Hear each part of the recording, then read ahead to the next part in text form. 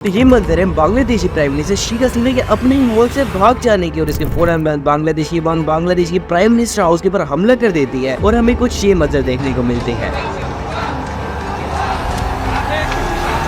But सवाल तो ये पैदा होता है कि हालात इतने आगे आए कैसे शेख हसीना को अपनी 15 साल के रजीम को छोड़ के अपने ही मुल्क से भागना पड़ता है। तो इस तमाम मामले को समझने के लिए हमें जाना होगा आज से ऑलमोस्ट 55 साल पहले, जब बांग्लादेश एक नया मुल्क बना था और शेख मुजीबुर रहमान की गवर्नमेंट एक नया कॉन्स्टिट्यूशन बना रही थी बांग्लादेश के लिए। इस पूरे कॉन्स्टिट्यूशन को बनाते हुए ये फैसला करते हैं कि हमें उन लोगों को थोड़ा सा फेवर देना चाहिए जिन्होंने बांग्लादेश बनने में मदद की थी, यानी उनके फ्रीडम फाइटर्स को। तो वो क्या करते हैं कि सिविल सर्विस एग्जाम के अंदर उन लोगों के लिए यानी उनके फ्रीडम फाइटर्स के लिए 30% का कोटा मुख्तस करते हैं और थोड़ा और लोगों का कोटा डालने के बाद इस कोटा का नंबर 56% पे चला जाता है बड़ा, यानी आधे से ज्यादा कोटा चला जाता है। बट यहाँ तक लोगों को इतनी प्रॉब्लम थी नहीं, लेकिन असली प्रॉब्लम तो स्टार्ट होती है ऐसे कुछ सालों बाद जब इस कोटा के अंदर थोड़ी सी चेंजिंग की जाती है। पहले ये कोटा जो सिर्फ फ्रीडम फाइटर्स को मिलना था, अब इसको चेंज करके ये कर दिया गया कि ये कोटा सिर्फ फ्रीडम फाइटर्स को ही नहीं बल्कि उनके बच्चों और उनके बच्चों के बच्चों को भी मिलेगा। और यही पर इन लोगों का दिमाग खराब हो गया। उन्होंने इस अमेंडमेंट के खिलाफ कोर्ट के अंदर दरखास्त डाली, जिसका नतीजा ये आया कि कोर्ट ने इस कोटा को खत्म कर दिया। बट मसला अभी और स्टार्ट होने वाला था, क्योंकि कुछ फ्रीडम फाइटर्स के बच्चे हाई कोर्ट जाते हैं और इस कोर्ट के फैसले के खिलाफ दरखास्त दायर करते हैं। और होता ये है कि साल 2024 जून के अंदर हाई कोर्ट ये फैसला करती है कि कोटा को दोबारा से रीइंफोर्स किया जाएगा, यानी उस 56% कोटा को दोबारा से लागू किया जाएगा, जिसके खिलाफ पूरे बांग्लादेश भर के अंदर प्रोटेस्ट किए जाते हैं। बट यही पे शेख हसीना करती है अपनी जिंदगी की सबसे बड़ी मिस्टेक। वो इन स्टूडेंट्स को रोकने के लिए अपने अवामी लीग के स्टूडेंट विंग के स्टूडेंट्स को भेजती है, जो इन डराते धमकाते और मारते पीटते हैं बड़े। और उन प्रोटेस्ट करने वाले स्टूडेंट्स और अवामी लीग के स्टूडेंट्स के बीच में लड़ाई होती है, जो इतनी ज्यादा बढ़ जाती है कि उसके बीच में पुलिस को आना पड़ता है। और पुलिस के आने की वजह से इस पूरे चीज के अंदर 15 से ज्यादा स्टूडेंट्स अपनी जान गंवा देते हैं। जिस प्रोटेस्ट के अंदर हजारों की तादाद में स्टूडेंट्स आ रहे थे, उसकी तादाद लाखों में बदल जाती है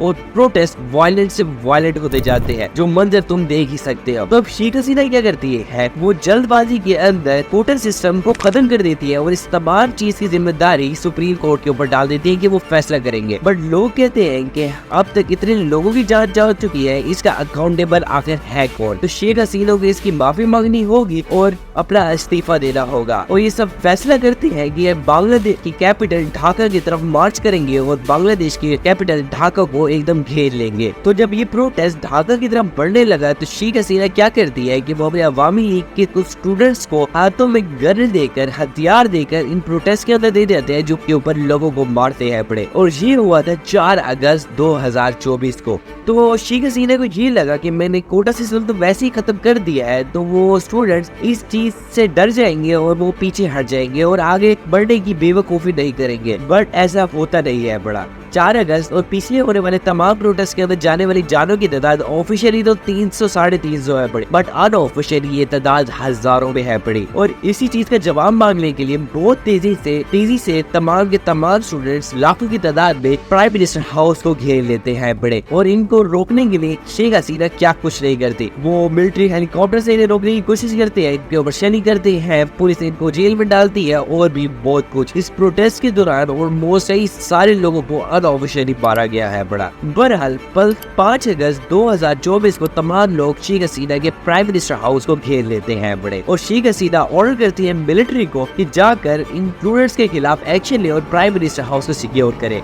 और यहीं पर बांग्लादेश की मिलिट्री एक बहुत कमाल की गेम खेल जाती है। वो क्या करती है कि वो स्टूडेंट्स के ऊपर हथियार चलाने से मना कर देती है और उल्टा शेख हसीना को कहती है कि तुम 45 मिनट है बड़े और अपनी सीट से रिजाइन कर दो। और होता भी कुछ यही है बड़ा। शेख हसीना को जबरदस्ती रिजाइन लेटर पे साइन कराया जाता है और उनको मिलिट्री हेलीकॉप्टर के अंदर बिठा कर जबरदस्ती इंडिया छोड़ के आया जाता है बड़ा, जहाँ से वो अब लंदन के लिए रवाना होगी। और इसके बाद जब Sheikh Hasina prime minister house से निकल गई, उसके फौरन बाद तमाम स्टूडेंट्स ने धावा बोल दिया और जश्न का माहौल बना लिया और प्राइम मिनिस्टर हाउस के अंदर ये सब कुछ किया। और इस दौरान मिलिट्री ने तमाम ताकत अपने हाथों में ले ली और कहा कि वो एक इंटरिम गवर्नमेंट बनाएंगे जो बांग्लादेश की तमाम सूरत हाल को मॉनिटर करेगी।